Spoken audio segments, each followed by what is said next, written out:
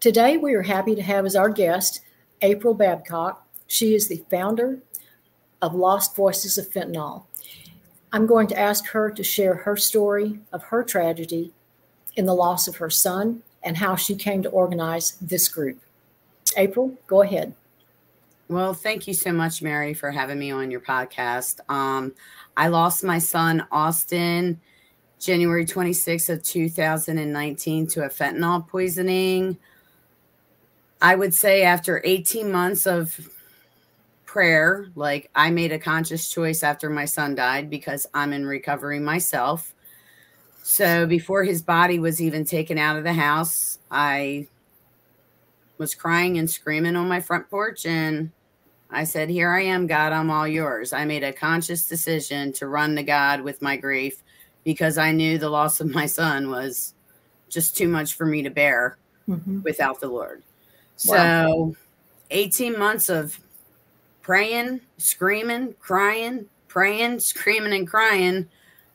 That's when I founded my group, Lost Voices of Fentanyl, October 7th of 2020. I started the group initially for a rally I was having in front of the Chinese embassy. So I had people just on my regular Facebook. I was just on my regular Facebook meeting all sorts of moms that had lost their children to fentanyl poisoning. And I said, hey, I'm going to have a rally in Washington, D.C. Everybody's like, where, when? So I kind of like picked a date, and I'm like, well, let me give the group a name. I came up with Lost Voices of Fentanyl, my hummingbird, my slogan, the days of crying behind closed doors are over. And we had our first rally in front of the Chinese embassy. That was August 27th of 2021. It was the day after the Afghanistan nightmare. So we really didn't have any media coverage because everybody was covering what was going on in Afghanistan, but it was a powerful event. The group kind of just took a life on itself after that. So after the rally in front of the Chinese embassy was over, obviously I wasn't going to just close my group down because the rally was over.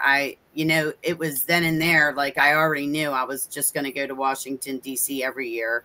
So this year will be my 4th annual rally, July 13th at the Washington Monument. So we have speakers on the mic all day for about 5 to 6 hours. We have speakers on the mic, and then we get a police escort to the White House, and we rally in front of the White House. And Did you?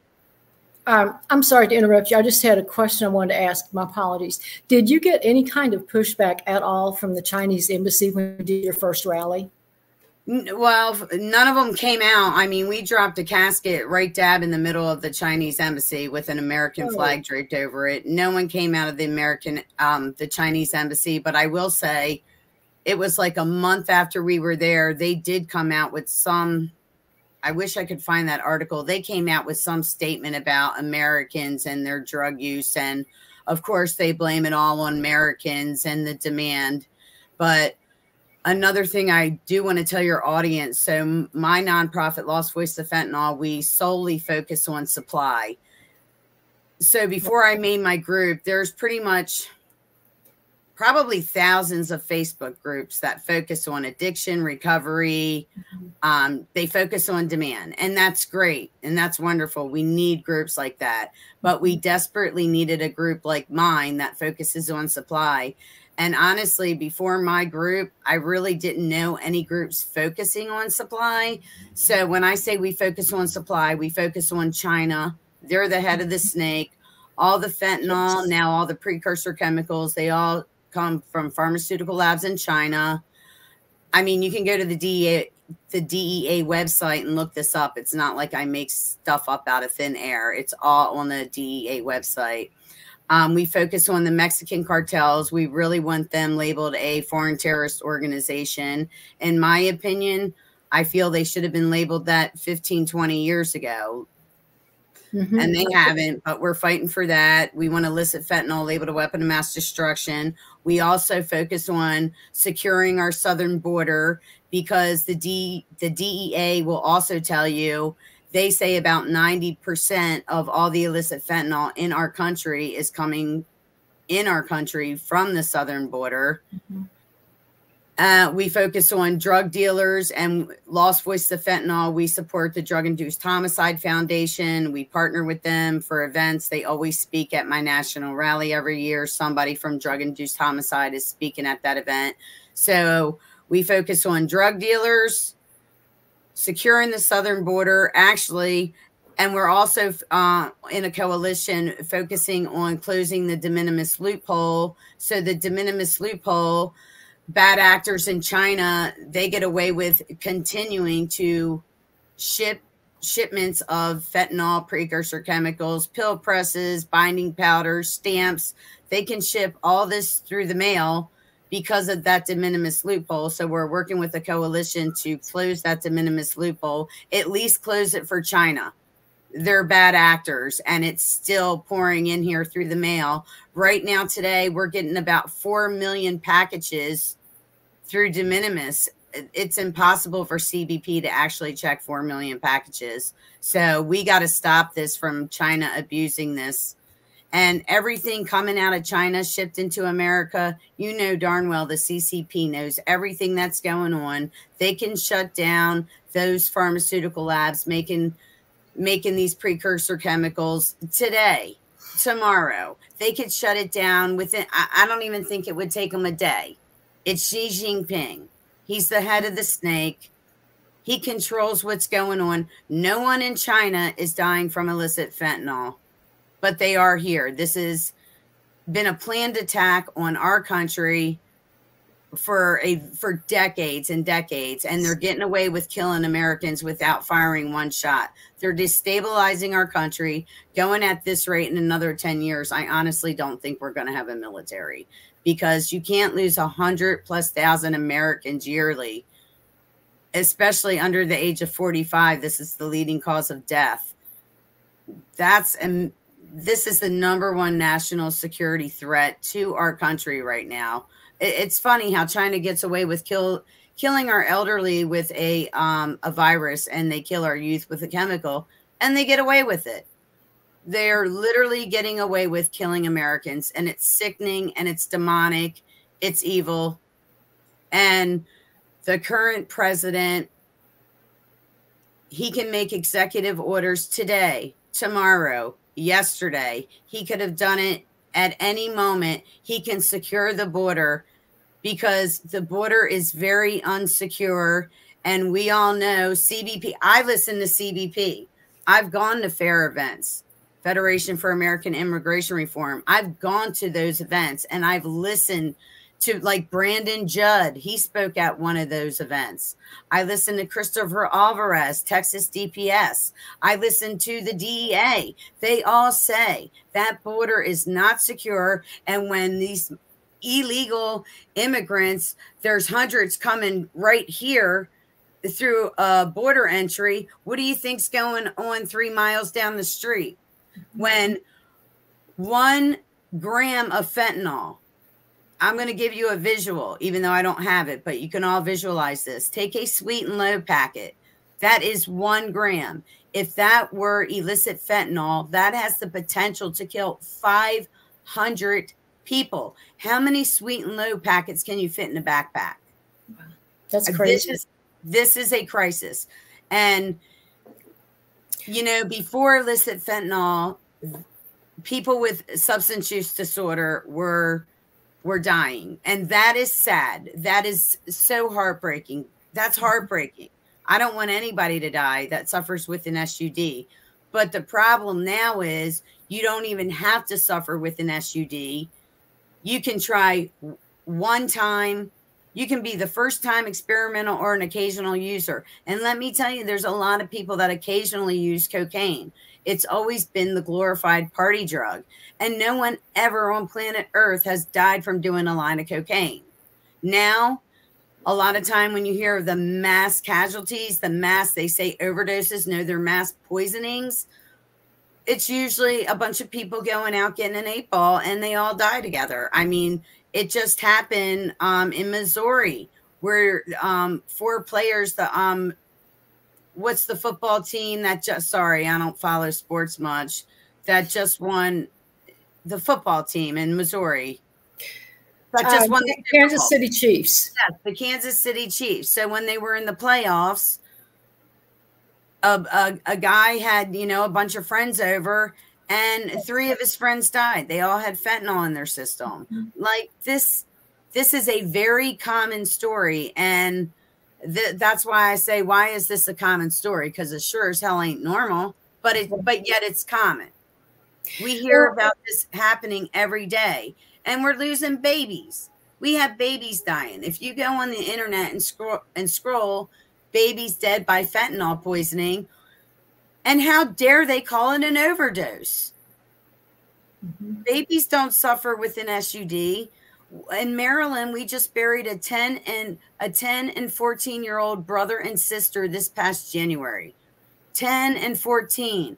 Let that sink in. Their 12-year-old sister found her 14-year-old sister and her 10-year-old little brother dead. The day that story broke, I knew it was fentanyl. Lo and behold, 5 weeks goes by, the toxicology came back, and yes, they both were poisoned with fentanyl. And words matter. All of these deaths are not an overdose. Overdose means there's a safe dose to take. You take too much of that safe dose, and it causes death or harm. There is 0 safe dose of illicit fentanyl, and most people do not even have a clue they're even getting it in whatever they're buying. And I'm not saying it's a good thing to do illicit drugs, but when you're doing coke, meth, heroin, you shouldn't drop dead from a speck of any chemical. And that's what's happening. All the party drugs are being laced with fentanyl, and all the pills out there on the street are literally fake pills made with fentanyl and God knows whatever binding powder the Mexican cartels and drug dealers here in their basements wants to put in these pills. It's just, and it's not just fentanyl. It's a never-ending supply. It's synthetic, which means it's man-made in a lab. And all they do is tweak that molecule, and there's another analog and another analog. I mean, in all reality, we can have hundreds of thousands of analogs of illicit fentanyl. Like, this is out of control. And that's why 2 milligrams is enough to kill you. Like, we've all seen that image of the pencil with the 2 little specks. That's like literally 2 grains of salt. Like, how is that not a weapon of mass destruction? Right. Well, we talked off camera before we started recording, and you and I both were pretty much on the same page that this fentanyl is an equal opportunity, nonpartisan, bipartisan killer. It does not matter who you are. It does not matter anything about your politics. It's not a matter of anything relative to that, because guess what? When you call 911, they're not going to ask you, how did you vote? They don't care. It's about saving lives. Fentanyl doesn't care. Fentanyl doesn't care. It is an equal opportunity killer. And the people that, it just breaks my heart, all of these people that are part of your group who have lost kids from taking something that they thought, maybe they thought it was an aspirin or whatever. I don't know. But the stories kids, are. Yeah, I mean, we have so many moms, their kid took half of what they thought was maybe a Percocet or an Adderall or a Xanax. A real Adderall, a real Percocet, a real Xanax has never killed anyone on planet Earth ever.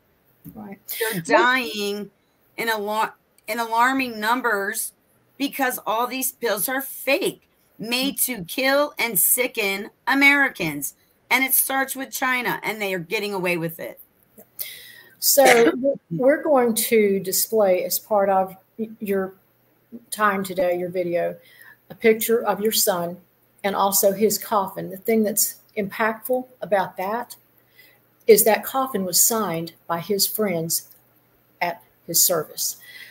Do you feel comfortable sharing some of the details of what happened, or is that just too painful to bring up? Well, my son, he did suffer with a substance use disorder.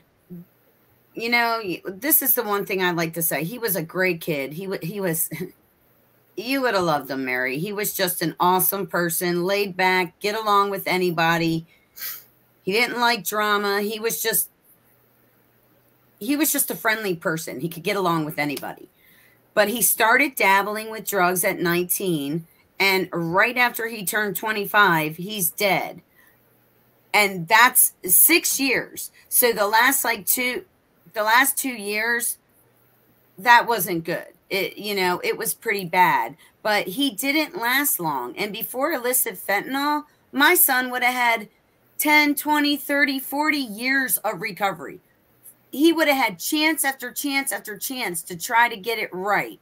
He never even made a rehab, not one time. He's just dead because he got cocaine and it had fentanyl in it. He would have never, ever died if fentanyl was not in that drug. Mm-hmm. Did he suffer with a substance use disorder? Yes, he did. He wasn't suffering with one for long, and that's my point. Like, I did cocaine for over 20 years of my life. I'm here today to talk about it. Unfortunately, my son was just born the wrong time. If it was out back in the day, it would be me and all my friends dead. But no, it's my son and all his friends. They're all dead. His best friend, Brian Schmidt, he passed away 18 months after my son from a Xanax. No one on planet Earth has ever died from taking a Xanax. They do now because they're fake and they're fatal. Like literally Russian roulette. And a lot of these young kids, more and more people are finding out about it. And you can thank the moms and dads that are like me, because really, we don't even get to grieve our children anymore. These parents are losing their kids to a fake pill, and boom, they're on it. They're out there raising awareness, having rallies, holding signs, knocking on doors, talking to their senator, talking to their governor, talking to their congressman. Like these moms and dads, we're out here doing all this stuff that our federal government should have already done for us. They can at least do a public service announcement, and they haven't even done that. We do it, the poor. Like I say, they leave it to the poor. Why? Where's our COVID-like response to illicit fentanyl? Where is our ticker? That's what we want. They're not even assessing the real problem. Who's dying? Did they have a substance use disorder? Was it a one and doneer? Were they occasional user? Most people that die, family members know their history. Most people know. Okay, we're not even counting how many people have survived from Narcan, even though we would never have the real number. But for all the hospitals and the EMTs showing up Narcan in people, why can't they be tracking that and have a ticker every day on the news like they did for COVID? Maybe that would be an eye-opener to the general public that this is a real crisis. It is the number one threat to your child. May I interject my theory on that? And you tell me what you think about that. So my theory is that America stands in the way of the globalist goal of a one world government. And the Chinese Communist Party, in addition to others that are in global organizations like the WHO, the WEF, and the UN, all of them are complicit in having this attack on America, because America being taken down helps them achieve their end game of a one world government. What are your thoughts on that? I mean, honestly, I might get crucified. I am the founder of Lost Voices of Fentanyl, but I do agree with you, because all the politicians in DC, every single last one of them, they know where it starts. They know it's China, and they never, ever address China. Why would Mitch McConnell not want to address China? Doesn't his wife, don't they have a huge shipping company out of China? So it's Mitch McConnell along with the rest of the ones. They're all corrupt. Why does AOC never talk about it? Her district in New York, they're dying in droves from fentanyl. And I don't think that woman has mentioned fentanyl out of her mouth one time. Why does Joe Biden, our president, not do something real? If he was doing something real to address this crisis, we would have seen the numbers decline. And they increase every year. So you can't tell me he's doing a good job, because if he was doing something good, we would see the outcome from something good. We would see numbers decline. And that's what we want. And that's why we want a secure border. Let's not. The Mexican cartel's #1 supporter. I can wear that. I made that shirt on my own, and I have every right to feel that way. He has given operational control of that southern border to the Mexican cartels, and he knows it. And he knows they're bringing fentanyl in here. He knows they're using Americans as mules. He knows they're using illegals as mules. I mean, I know I focus on fentanyl, but what about the sex trafficking? What about all these women and boys and girls that are being raped and being slaves to the cartels? Even while they come into our country, they're still slaves to the cartels. And sorry, anybody on government assistance, like all these illegals are getting government money, you're a slave to the government. And that's exactly where they want you. They want you to be their slave. It's demonic. I couldn't agree with you more. Are you aware of the planned mass migration that Agenda 2030 has promulgated? I need to research more on that, but... Well, we're going to be doing a deep dive into that later this month, and we're going to talk about Agenda 2030 because they are having people come up through Darien Gap. They land in Ecuador, they migrate through Darien Gap, and guess who's building a huge bridge over Darien to help facilitate more migration and more would it be the United States of America? No, it would be the Chinese government. Oh, well, there you go. It's of course. You follow the money, and you know that whoever is paying for it is the one who stands to gain the most. So that tells you everything you need to know right there. So once again, they are complicit in the takedown of America. And this is one of the ways that they are doing it, straight up through the heartland of our country and attacking our children. It's demonic. I mean, our kids are being attacked through social media. Like these poor parents that have lost their children because of Snapchat. Literally. Snapchat, if you're a young kid, you don't have to look for a drug dealer. They will come find you. And then, you know, they use all them emojis to seem like something cool. And unfortunately, Big Pharma, and that's our own government, they created a pill popping generation. You know, how many Americans are prescribed Xanax? So when young kids are taking Xanax and Adderalls, elementary school children are prescribed Adderall, these teenagers and young kids and young adults, they really don't think it's a big deal. And unfortunately now, everything's just fake and they're dying. You know, so public warnings like that, we raise public awareness. That is the best thing for our youth right now. But in all reality, kids are young and naive. And we may tell the same kid 10 times and there's still going to be them kids that are going to, they think they're invincible. There's going to be lots of kids. They're going to remember the mom and the dads like me talking about it, and they're never going to try. Thank God. But we're not going to convince them all not to try because, you know, the front lobe of your brain where all your rational thinking comes from is not even fully developed until 25. And I'm sorry, the reality of it is doing drugs in high school and in college especially, it's almost like a rite of passage. When I was in high school, and no one goes home and tells their parents what drugs they did at the party over the weekend. But me and all my friends when we were in high school, oh, there was acid, there was liquid acid, there was shrooms, there was marijuana. We were all drinking. You know, we weren't dying, but now these kids, they are dying. Nothing's safe. Good Lord, we need Jesus. Yeah, we need revivals.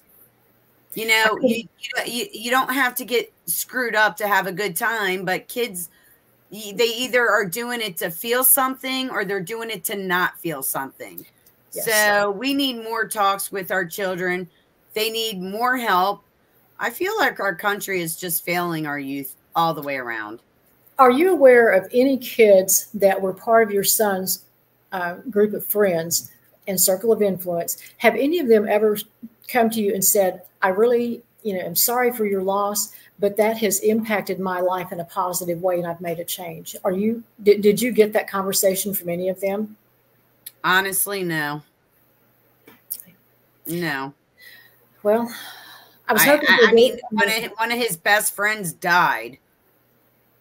His other best friend, I used to talk to him often, but he's a really shy person, and I hope he's doing okay. I know his mom worries about him sometimes, so I know after Austin died, he was still doing stuff here and there. But no, I've never had not one of his friends come to me and say anything to me. It's like he died, and I feel like half of them just forgot. So the thing that I just can't get over, it was so impactful to me, was seeing the signatures on his casket. We will definitely be including that picture as part of your video. About how many kids signed his casket would you estimate? I say we had like 200 and some people at his funeral. I don't know, because the picture you're going to show, that's just the top and the one side, but they also signed that side. And actually some of them got behind the casket and signed too. Mm-hmm. So I don't know. I took pictures of it because. Well, it's impactful. It is. I had 3 911 operators speak at my son's funeral because I knew there were people coming to that funeral. Some of them were high. Wow. Well, as we come to the end of our time today, in addition to, and I love your statement about America needs Jesus. I could not agree with you more, and that's also part of what we're about. In addition to that, is there any other call to action that you would like to present? Oh, well, you can support us, and we want illicit fentanyl labeled a weapon of mass destruction, and not just illicit fentanyl and its analogs, and really all these other crazy synthetics coming from pharmaceutical labs in China. There's got to be, I know our government seems to be able to do whatever they want. So really an executive order can be made at any time. Why is it not labeled a weapon of mass destruction? Your operative statement says it all, if they want. And that's something that I don't think is there. We need to pressure our politicians to all support labeling the Mexican cartels a foreign terrorist organization. We need help in everybody supporting drug-induced homicide. I just testified on a bill here in my state early this March for death by distribution. It was in the House and the Senate, and both the chair member of the House and the chair member of the Senate, and sorry, I'm going to say it, they were both Democrats, and we had a lot of Democrat support on this bill. But the sitting chair of the Senate and the sitting chair of the House, Maryland Judiciary Committee in the state of Maryland, both of them too, tucked that bill away in a drawer so the Democrats and the Republicans on their committee could not even vote for it. So now we got to wait another year. We don't have another year. No. Locking drug dealers up, putting these criminals away. They're serial killers. They're mass murderers. All drug dealers know fentanyl is most likely in their drug they're selling. They all know that. You can't use that excuse. Most drug dealers aren't getting high on their supply. Most of them aren't suffering with an SUD. The people suffering with an SUD dealing drugs, they're the ones out on the street and, with their friends. They're not the big time drug dealers. Them big time drug dealers, they're not suffering with an SUD. Money trumps human lives. They're killing people and they don't care. They need to see prison for a long time. And you know what? Without going to prison, they have zero reason to change their actions. Zero reasons to stop dealing illicit drugs. But if they're sitting in jail for 15 years, maybe they'll rethink their occupation when they get out. That is a great way to say that. So I think. I mean, and actually, you're saving the drug dealers' lives too by putting them in jail, because the person that killed my son, he was murdered 9 months after killing my son. Why was he murdered? Because he was a drug dealer, and it's a drug war in Baltimore City. And Baltimore City has the highest death toll per capita in the nation. And they're killing each other, and they're killing innocent people. And they don't, I mean, so without locking them up, Maryland, we don't have nothing.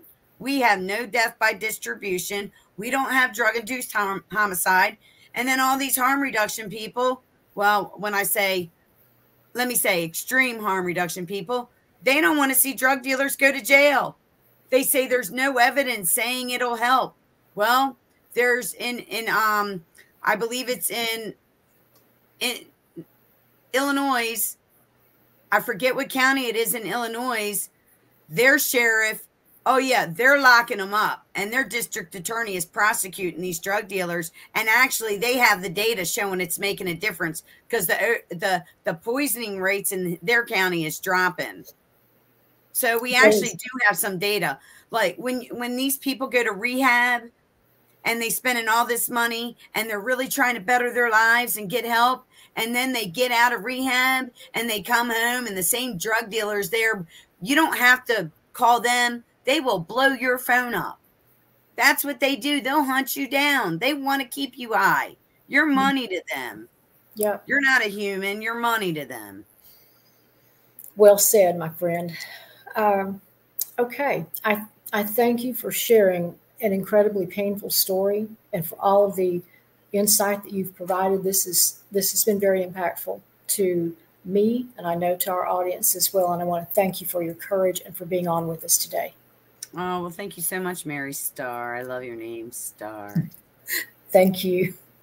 All right. Well, we'll see you again soon.